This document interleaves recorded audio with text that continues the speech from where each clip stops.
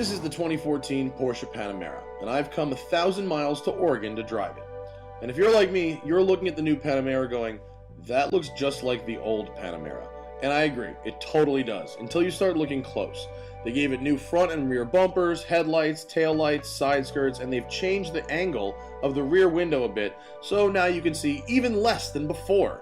Good thing they've also given it an overhead view backup camera, which is always a great option.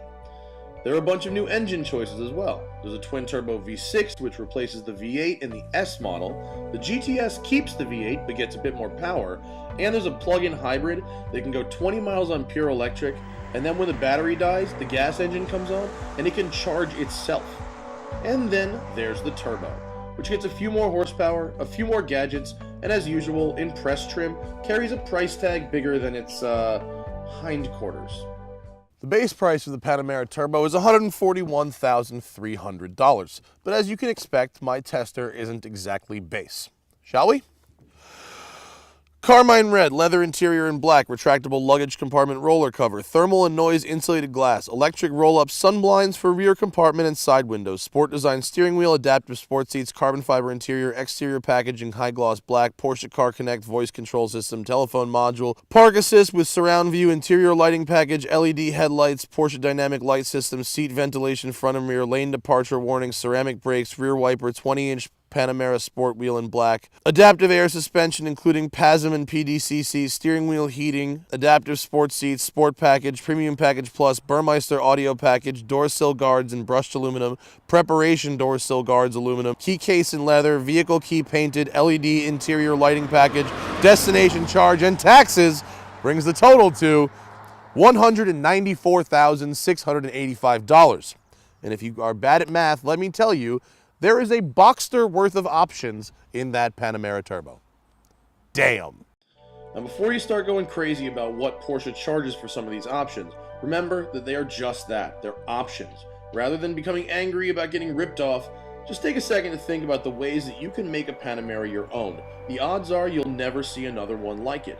The order guide for this thing is literally 40 pages long, and you can get as much or as little as you want. As usual, the best value is to buy the biggest engine available and nothing else. When you're looking at a Porsche, you can look at the pricing and see, well, a Carrera is really expensive, but the Turbo is actually kind of a good value. Same thing with the Panamera. The V6 model is like 80 grand, so you're like, well, that's crazy, but the Turbo model is 140, and the performance for dollars seems to balance out. That's because all that chassis work, all that research, all that R&D is put into the base model, and as they go up in engines and power and options and stuff like that, they only have to improve it incrementally. They don't have to re-engineer the whole thing from scratch. That's why the higher up the food chain you go, the better the value you're getting in terms of Porsches. Enough about money, let's talk about how it drives. There are 9 versions of the Panamera, and they are Base, Base 4, S, S4, Turbo, GTS, E-Hybrid, Diesel, and then Executive, 9. So you can really have it your way, just like a Whopper. And even though we're in the Turbo right now, in the last 2 days I have driven basically all of them, except the Diesel, which we don't get in the US. And let me tell you, the new twin-turbo V6 in the S is fantastic. It's a great replacement for the 8, feels really punchy, and it'll be magnificent once it's got a tune on it. The GTS, which still uses the V8, feels the most like a race car. It's very direct. You get instant torque, instant power, makes a crazy sound. All right? The hybrid, not my favorite, and I'll tell you why. Even though they put a ton of research into it, even though it works as advertised, and it's the only car that actually charges itself, the $100,000 hybrid market is limited to, honestly, one car. And it's not even a hybrid. I'm just talking about the Tesla. If you're going to spend $100 grand on a green car, you want everyone to know you've got a green car, and the Panamera hybrid looks just like the regular Panamera, not telling anyone that you've just spent that much money on a hybrid. And the Executive is just ridiculous. They add 6 inches of room in the back, all kinds of consoles and options, and the one I drove yesterday was $220,000. If you must have a chauffeur-driven sedan, that is the fastest chauffeur-driven sedan that money can buy. And it's cheaper than a Bentley, so I guess there's that. But I have chosen the Turbo model. Why? Because it's the fastest. That's all. It's the fastest. It's still the fastest. In fact, of the new models of Panameras, it's the least interesting because it's the least changed. It's only got 20 more horsepower. It's got a few new features, but everything else kind of the same. But they were like, which one do you want to review? And I was like, the turbo, because it's the fastest. They have added sport exhaust. Oh, yes. Even though it's probably fake, even though they probably dump fuel into the cats to get it to do that. It's delicious. And of course, 520 horsepower still goes like a mother. Yes. It takes exactly one shift to remind you why PDK is the best transmission in the world. PDK is awesome. It just gets better and better every generation, faster, smoother. I have a fleet of Italian sports cars in my warehouse in LA right now at Gotham Dream Cars, and this sedan shifts faster than all of them. And from what I've learned about PDK's launch control, it is the best launch control in the business. I don't want to say who told me, but a certain someone told me that PDK is designed for 3,000 launches. So what do you say we make it 2,999. Traction control is off. Sport Plus is engaged. Left foot on the brake, right foot on the gas. Spools up, and then you go.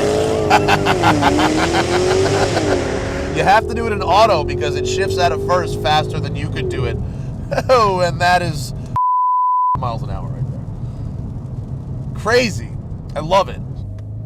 Here's the thing though, even though under here is the best gearbox in the world, or maybe it's in the back, wherever it is, it doesn't matter. You need to get the sport steering wheel because the sport steering wheel comes with normal paddles, right up, left down. The standard steering wheel has those horrible push-pull things that are almost certain to guarantee that you end up in the wrong gear every single time. And I have a bit of a bone to pick with Porsche because their gear lever here is backwards. It's a Porsche. The race cars that they build are pull to shift up and push to shift down. How come this car isn't? I will never understand. So basically what I'm saying is you must spend $500 on the proper steering wheel in order to make best gearbox in the world less infuriating. You get a choice of two kinds of brakes, the regular steel ones or for $9,000 massive supercar grade ceramics. This one has a ceramics, but if I'm honest, you don't really need them. I mean, if you go to the track with your Panamera, which happens, like maybe, I don't know, maybe you need them. And if you habitually text and drive and those 20 milliseconds of stopping power are in between you and an involuntary manslaughter charge, okay, get the ceramics. Otherwise, the steel ones have better feel. They fade if you push them really hard, but around town they're less grabby, less squeaky, and they don't cost $9,000.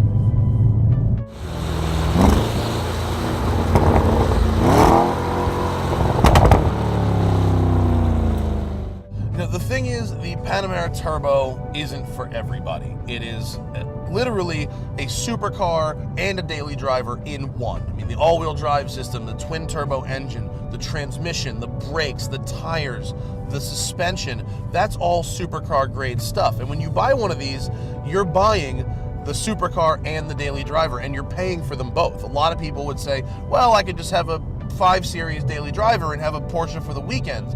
You could do that, but not everybody wants 7 cars. Not everybody's me. Some people do want the one car that does everything. And this car does it all. Look, 4 people, total luxury, cross-country, no problem. Or 748 around the Nürburgring, 0 to 60 in 3.7, quarter mile in 12 flat, 190 mile an hour top speed, supercar stuff.